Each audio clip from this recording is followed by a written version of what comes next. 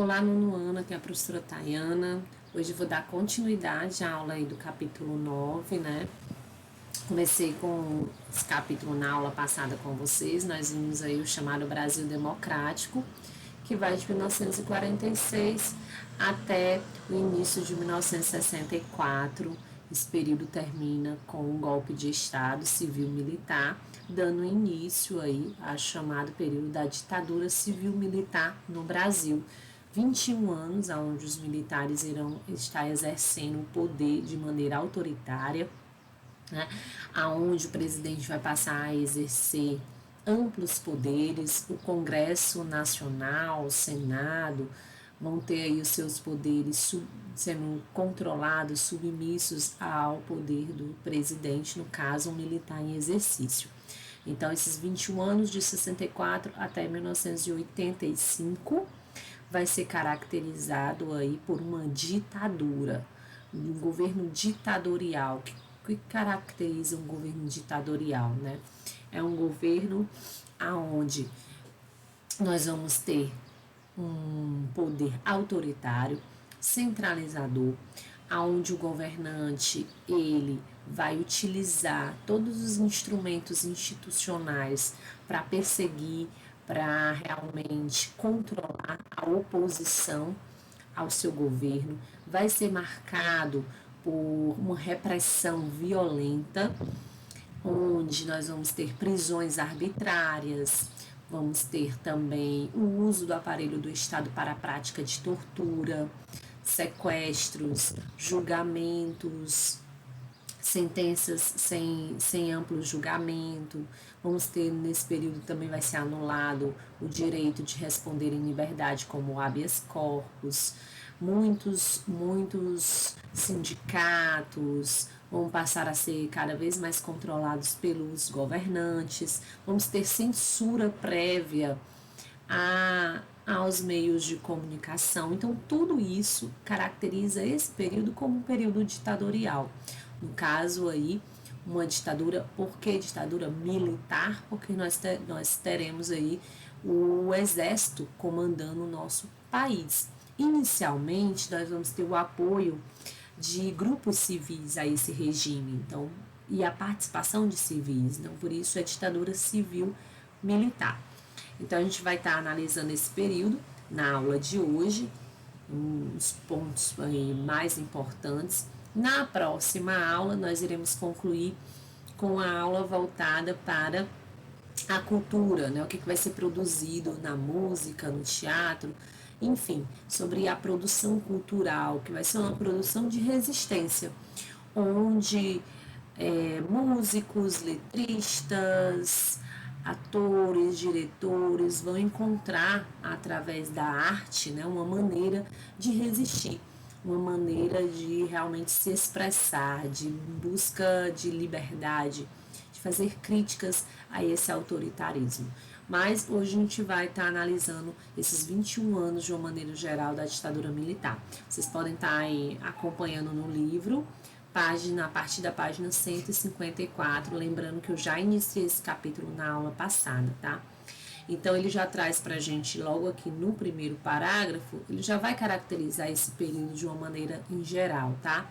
Então, ele diz, o golpe, vou até selecionar aqui o marcador, o golpe de 1964 deu início a uma série de governos militares autoritários, que perduraram até 1985, desculpa. Durante esse período, houve uma progressiva anulação das liberdades democráticas, com poderes concentrados no executivo, limitou-se a atuação do legislativo e do judiciário, transformados em poderes submissos. Os governos estaduais e municipais também perderam autonomia, passando simplesmente a executores das decisões federais. Então, aí nesse primeiro parágrafo, vocês já têm uma resposta aí, como caracterizar esse período da ditadura. Tá aí, gente, é um período marcado pelo autoritarismo, pela anulação das liberdades democráticas, onde o executivo, acabou se sobressaindo aos demais poderes, né? Os poderes municipais perderam a sua autonomia. Então é dessa maneira que se caracteriza, de uma forma em geral, esse período da história do Brasil. E aí ele continua mais à frente falando sobre a questão da economia. Então, durante o governo militar, a gente vai ter uma abertura muito grande da economia brasileira ao mercado, ao capital e às empresas estrangeiras, o que vai ampliar a internacionalização da economia. Esse processo, né, vai trazer um grande crescimento econômico inicialmente para o Brasil, com altíssimas taxas de crescimento econômico, com controle do índice de inflação, tanto que esse período vai ser chamado de milagre econômico, que vai aí caracterizar esses anos de meados dos anos 60 até aí 73. Então, para legitimar todo esse grande desenvolvimento, os militares vão lançar uma série de campanhas publicitárias, de propagandas, sempre buscando despertar o patriotismo. Então, usando aí, olha, vários slogans conhecidos como "Este é um país que vai para frente", "Ninguém segura este país", "Brasil, potência do ano 2000", "Brasil, ame ou deixe". Então, para legitimar todo o seu poder, esse centralismo político, né, para legitimar esse sucesso econômico, o governo vai investir nessas campanhas publicitárias, nessas campanhas nacionalistas, patriotistas, né, mexendo aí com o patriotismo e buscando aí o apoio popular, buscando realmente a simpatia de grande parte da população.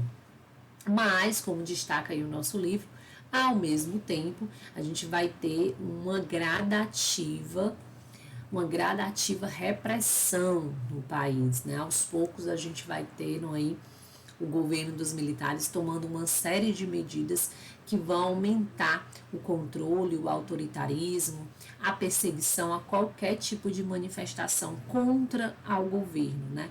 Então, qualquer grupo que se manifestasse, fizesse ali críticas, ressalvas às decisões tomadas pelos militares, passavam a ser considerados como uma ameaça à segurança nacional. Lembrar que naquele período, né, período da Guerra Fria, então se defendia a ideia da doutrina da segurança nacional. Então, em nome da nação, em nome dessa segurança nacional, qualquer pessoa, qualquer grupo que realmente pudesse parecer uma ameaça à nação, deveria ser preso, morto, perseguido. Então, essa vai ser a linha aí de governo dos militares, tá? E para demonstrar o grande poder que o presidente vai ter, os militares eles vão governar utilizando os chamados atos institucionais, tá? Os atos institucionais, os AIs, esses atos tinham força de lei, ou seja, não precisava passar pelo Congresso Nacional, pela votação. Esses atos tinham força de lei e eram decretados pelo presidente. Então, ao todo, nós vamos ter 5 atos institucionais. O ato institucional número 1, tá? Vai logo aí inaugurar o governo militar, vai garantir ao executivo, ou seja, ao presidente, amplos poderes, vai cassar mandatos, suspender direitos políticos, principalmente daqueles políticos de oposição aos militares, tá? Então, muitos deputados, senadores vão ter os seus direitos políticos cassados, o seu mandato cassado. Vão aposentar funcionários civis e funcionários militares, e vale salientar que todos eles, aqueles que mostravam ser contra essa tomada de poder dos militares, e vai decretar estado de sítio sem autorização do Congresso, estado de sítio e estado de guerra. Então, gente, o ato institucional número 1 vai dar amplos poderes ao executivo, ou seja, ao presidente. e logo nós vamos ter aí o primeiro presidente militar, o Marechal Humberto de Alencar Castelo Branco, vai ser indicado a cargo de presidente do Brasil. O governo do Marechal Castelo Branco, inclusive ele era cearense, né, vai de 64 a 67, vai ser marcado aí por esse aumento do tom autoritário do governo militar. Então, ele vai autorizar várias prisões, vai interferir nos sindicatos, em várias organizações populares e, como eu já tinha dito anteriormente, vai caçar os direitos políticos, principalmente dos seus opositores. É durante o governo do Castelo Branco que vai ser criado o Serviço Nacional de Informação, o SNI. Esse órgão era um órgão de vigilância mesmo, né? Vai vigiar a vida pública e privada de todos aqueles que eram vistos como inimigos do governo. Então, os chamados subversivos. E esse vai ser o discurso recorrente aí entre os governos militares. Então, as pessoas vão começar a ser vigiadas, vão começar a ser perseguidas, né? Em nome aí dessa segurança nacional. Logo em seguida vai vir aí o AI2, o Ato Institucional número 2, que vai estabelecer, além de eleições indiretas para a presidência, isso significa que a população não mais vai eleger e escolher o presidente do país vai ser eleito pela Assembleia, pelos deputados e pelos senadores. Além de estabelecer eleições indiretas, vai se extinguir os partidos políticos, tá? Passando a apenas 2 partidos serem permitidos. A Arena, a Aliança Renovadora Nacional, que era aliada à ditadura, que era aliada aos militares, e o único partido de oposição, que era o de oposição controlada, oposição permitida, que era o Movimento Democrático Brasileiro, o MDB. Então, se extingue todos os partidos políticos e passa a existir apenas 2 partidos. Passa a se instituir no Brasil o bipartidarismo, tá? Logo depois nós vamos ter mais 2 atos institucionais. O AI3, que determinava a eleição indireta dos governadores de estado, e o ato institucional número 4, que orientava a elaboração de uma nova Constituição para o Brasil, que dava amplos poderes ao Executivo, né? Acabava aí colocando os atos institucionais dentro da Constituição e garantia uma hegemonia política ao Executivo, no caso, ao presidente. Então, lembrem-se aí, uma das principais características desse período da ditadura militar serão os atos institucionais. Algo que marca já o finalzinho do governo do Marechal Humberto de Alencar Castelo Branco, gente, vai ser em 1967 a lei da imprensa, que vai instaurar censura aos meios de comunicação no país. Então, qualquer,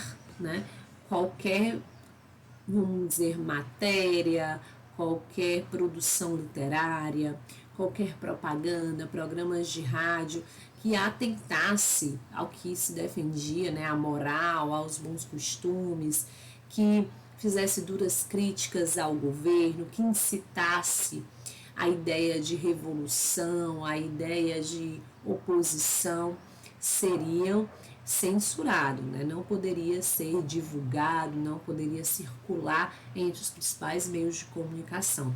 Então, a lei da imprensa vai instituir, vai realmente, vamos dizer, legalizar a censura como um meio, como um aparato de controle do governo ali em exercício. Vai vir aí substituindo o Marechal Castelo Branco, o governo do Costa e Silva, tá? O Arthur Costa e Silva vai ser escolhido pelos militares. Vocês têm que lembrar que as eleições elas eram indiretas, a população não participava desse processo, tá? E ele vai enfrentar uma série de protestos nas ruas, uma série de levantes, né? E vai levá-lo então a criar o pior dos atos institucionais, né? Muitos historiadores colocam que é o golpe dentro do golpe, vai dar início ao que se chama de os anos mais duros da ditadura, chamados anos de chumbo. É um período em que a gente vai ter um autoritarismo muito grande, vai se institucionalizar a tortura como um meio legal dentro do governo, tá? E até mesmo sobre essa justificativa da segurança nacional, a gente vai ter aí várias prisões, né, autoritárias. Então as prisões não precisava, o governo não precisava de autorização legal. Então a gente vai ter o ato institucional 5, o AI-5. Então a mais rigorosa das leis da ditadura. Com isso vão ser suspensas qualquer direito constitucional, então a liberdade de ir e vir, liberdade de expressão, todos esses tipos de garantias constitucionais serão totalmente abolidas, tá? E aí a gente vai ter um aumento muito grande da luta armada em resposta a esse aumento da repressão. Então, já desde 64 nós já temos os primeiros casos de torturas, de prisões arbitrárias. Isso foi se intensificando cada vez mais aí durante esses anos da ditadura, né?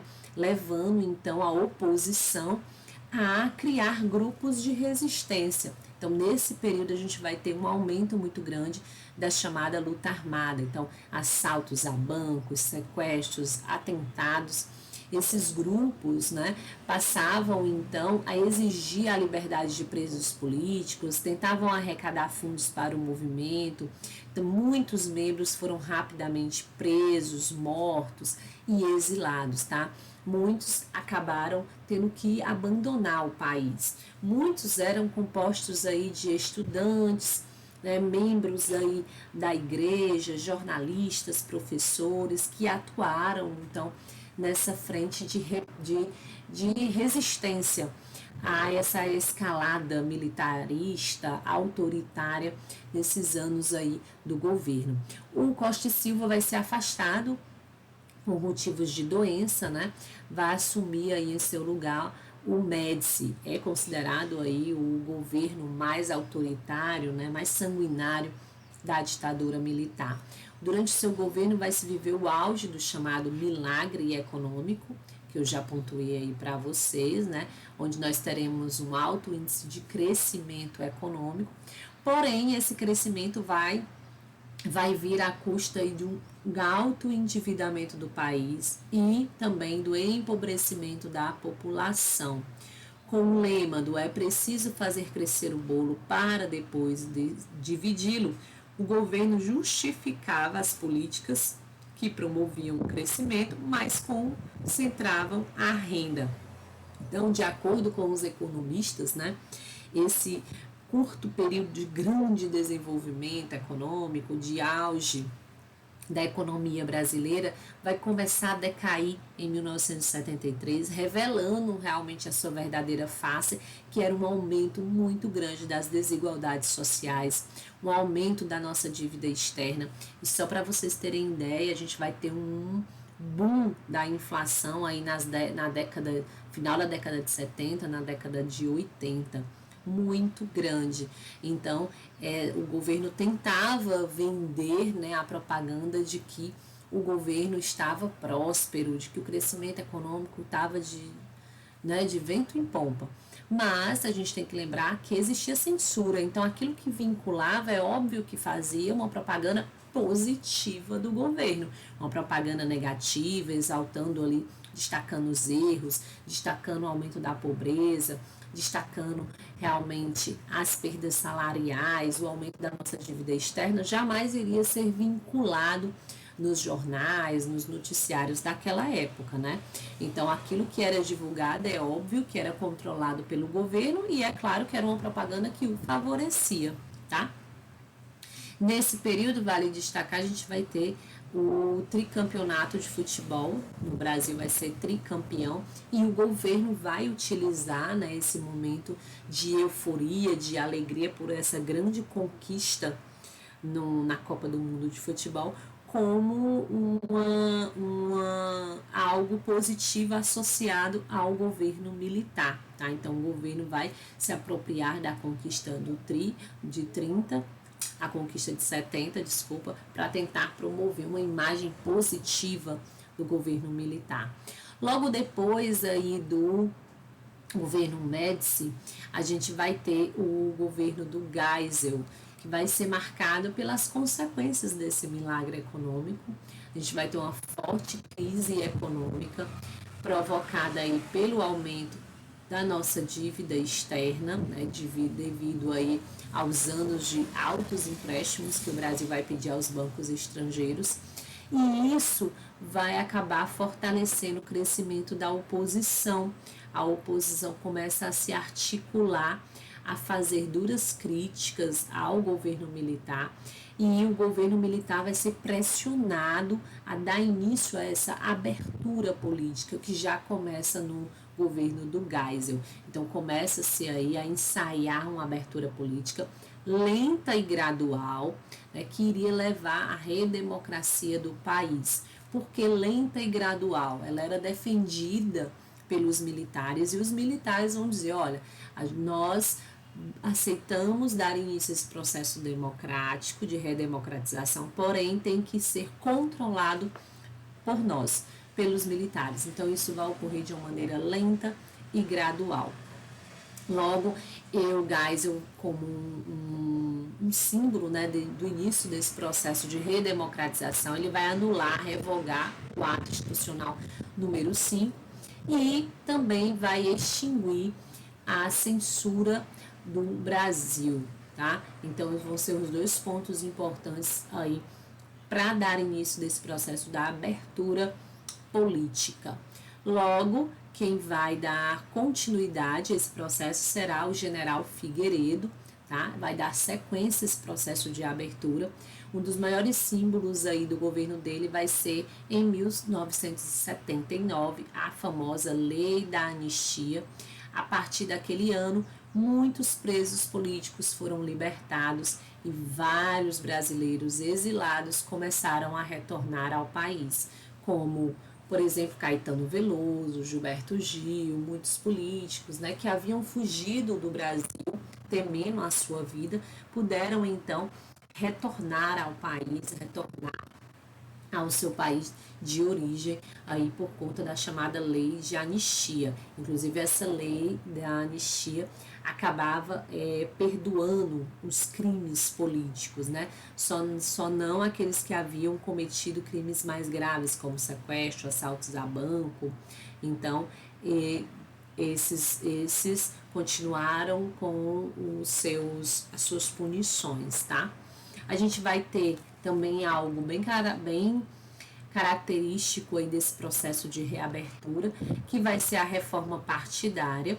Então, uma reforma partidária vai extinguir aqueles dois partidos, o Arena e o MDB, e vai autorizar a formação de novos partidos políticos. Então, o Brasil vai deixar de ser bipartidarista, que caracterizou durante aí o governo dos militares, e volta a ser pluripartidarista.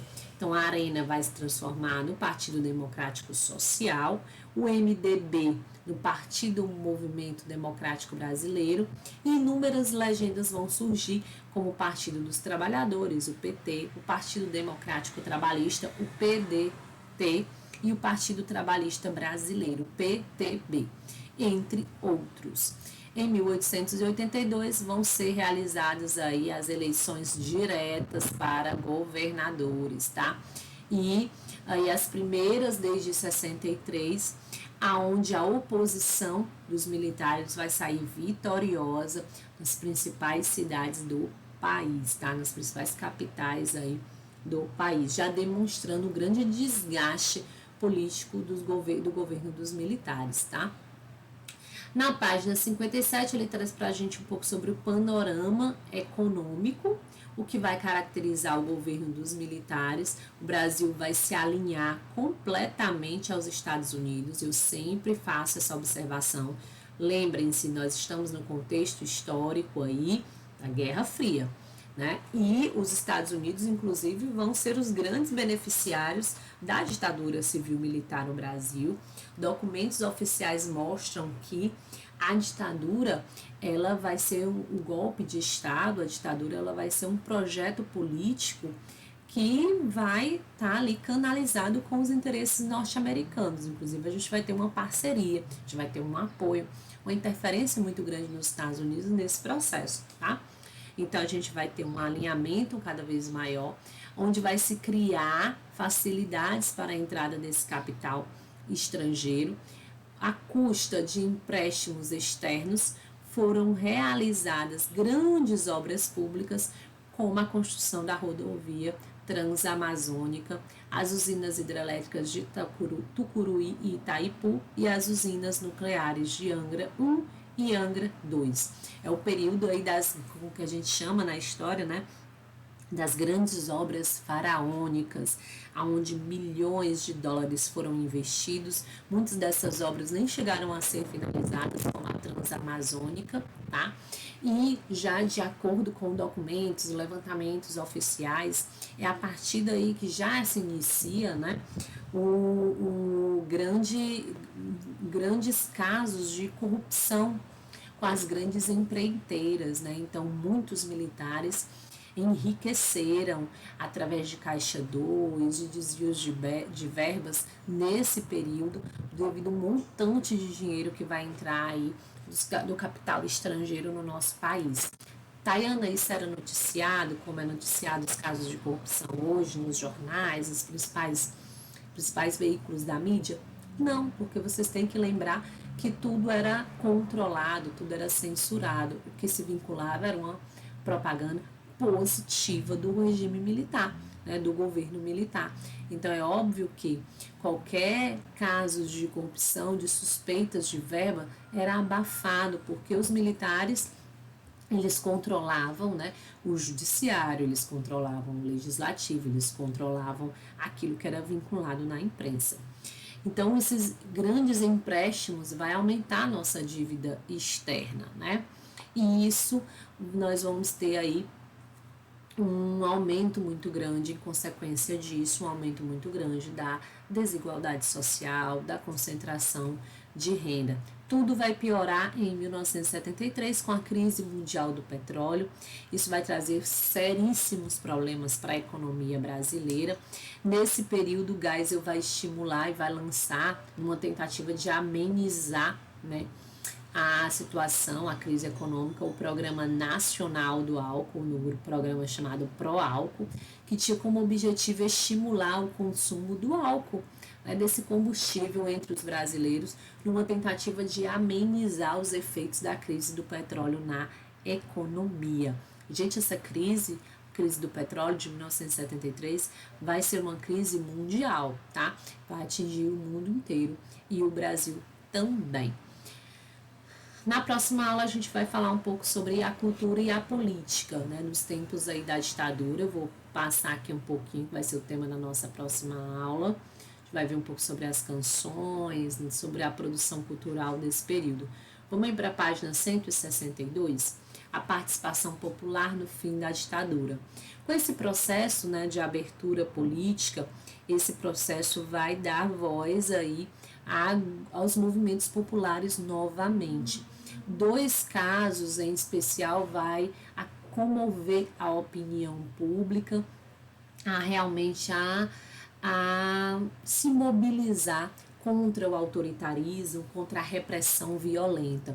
Vai ser a morte do jornalista Vladimir Herzog, em outubro de 75, e do operário Manuel Fiel Filho. Ambos foram mortos pelos militares, né? Morreram torturados nas dependências aí do Exército em São Paulo. Tanto o jornalista como o operário tinham marcas de tortura. O Vladimir Herzog foi divulgado uma foto pelos militares onde ele teria supostamente cometido suicídio, né? O que logo depois aí foi provado que não, que ele morreu em consequência das duras torturas da qual os presos políticos, né, os presos passavam no Brasil. Na próxima aula eu vou falar um pouco mais sobre as técnicas, né, como eram feitas aí, os militares, eles eram treinados, eles recebiam um treinamento para utilizar a tortura como um meio de conseguir se obter informações. E não eram só homens, mulheres foram torturados, crianças também foram torturadas, tá? Então a reação da sociedade vai vir aí após, né, esses dois casos, então a gente vai ter uma pressão muito grande da opinião pública, dos movimentos sociais que vão começar a se articular, mesmo com todo o controle dos militares, né, diante do aumento dessa escalada militarista, dessa escalada da repressão violenta. Então a chamada abertura lenta e gradual não ocorreu sem reação contrária, né, de alguns setores da sociedade civil e militar, bancas de jornais, entidades civis que pediam o fim da ditadura, até mesmo a Ordem dos Advogados, sofreram atentados, tá? Foram aí, a gente tem um dos atentados do Rio Centro, que foi articulado aí pelos militares, numa tentativa de colocar a culpa nos grupos de esquerda, né, nos grupos de oposição, numa tentativa de frear essa abertura política. Inclusive foi provado que o atentado foi articulado por membros do Exército que não aceitavam essa redemocratização, não queriam a abertura política, né, e tentavam aí manipular a opinião pública contra os movimentos de oposição. Em 78 vai eclodir uma das maiores greves da história durante o período da ditadura, né, a greve do ABC Paulista, em 1978. Essa greve ela vai ter uma grande importância porque ela vai acabar mobilizando outros movimentos grevistas no Brasil inteiro, vai iniciar uma mobilização nacional. Então, em 1978, vai eclodir na região do ABC, em São Paulo, uma grande greve de metalúrgicos liderados por Luiz Inácio da Silva, o Lula, tendo como reivindicações melhores salários e abertura política. Apesar da repressão do movimento, todas outras categorias profissionais se encorajaram também a se mobilizar pelos mesmos motivos, demonstrando um claro sinal de desgaste do poder autoritário do governo. É aí, né, a partir dessa greve do chamado ABC Paulista, que a gente vai ter uma mobilização dos sindicatos no Brasil inteiro, já demonstrando um claro desgaste do governo militar. A partir desse momento vai se iniciar uma campanha super importante no Brasil, as chamadas diretas já. Essa campanha reivindicava a volta das eleições diretas para presidente, né? O movimento vai acabar conseguindo pressionar o governo a votar no Congresso essa emenda constitucional pela volta das eleições diretas para o cargo de presidente. Infelizmente, a medida vai ser reprovada, não vai passar, vai ser derrotada aí no Congresso Nacional. O novo presidente, mais uma vez, vai ser escolhido de maneira indireta. E já nessas eleições, nós vamos ter dois candidatos. O candidato dos militares, apoiado pelos militares, né, que era o Paulo Maluf, e do outro lado nós tínhamos o Tancredo Neves, que era o candidato da oposição, né, o candidato aí que era o representante do movimento pela democracia. E já nessas eleições a gente já vai ter aí, nas eleições para governadores, nós já tivemos uma grande derrota para os militares. E nas eleições aí nas eleições presidenciais, né, na década de 80, os militares vão perder novamente. Tancredo Neves vai ser eleito presidente do Brasil de maneira indireta. Porém, o Tancredo não vai conseguir assumir o cargo de presidente, né? Ele vai ser hospitalizado às vésperas aí da posse, vindo a falecer alguns dias depois. E o cargo de presidente vai ser ocupado, de acordo com a Constituição, pelo seu vice. É aí que José Sarney, que era o vice de Tancredo, que era aliado do regime militar, né, vai assumir o poder. E ele vai dar início ao que a gente chama de nova república, né? A posse de José Sarney dá início ao que a gente chama de uma do período da história do Brasil de nova república. Então, depois de anos de termos presidentes militares em exercício, né, desde 67 com o Marechal Castelo Branco até 85, nós vamos ter aí pela primeira vez, depois de 21 anos, um presidente civil. Então, José Sarney, o vice de Tancredo, dá início ao que a gente chama de período da Nova República. E aí, gente, na próxima aula a gente vai analisar um pouco sobre a cultura, sobre a produção cultural. Mesmo com esse controle rígido, mesmo com o autoritarismo, mesmo com a censura, mesmo com a intervenção do Estado, do governo, que ditava o que seria produzido, né? Que ditava quais as músicas seriam vinculadas nas rádios, na TV, que censuravam programas, novelas, propagandas também passavam pela censura militar. Mesmo diante desse grande controle, desse autoritarismo, os artistas, os poetas, os músicos, eles vão conseguir driblar esse autoritarismo com muita criatividade, com muita poesia, passando uma mensagem realmente do que eles vivenciavam, né? Sentindo aí de perto o autoritarismo, a repressão violenta, a falta de liberdade. Então a gente vai analisar um pouco sobre as produções culturais que marcaram esse período da ditadura militar. Então até a próxima aula e bons estudos para vocês.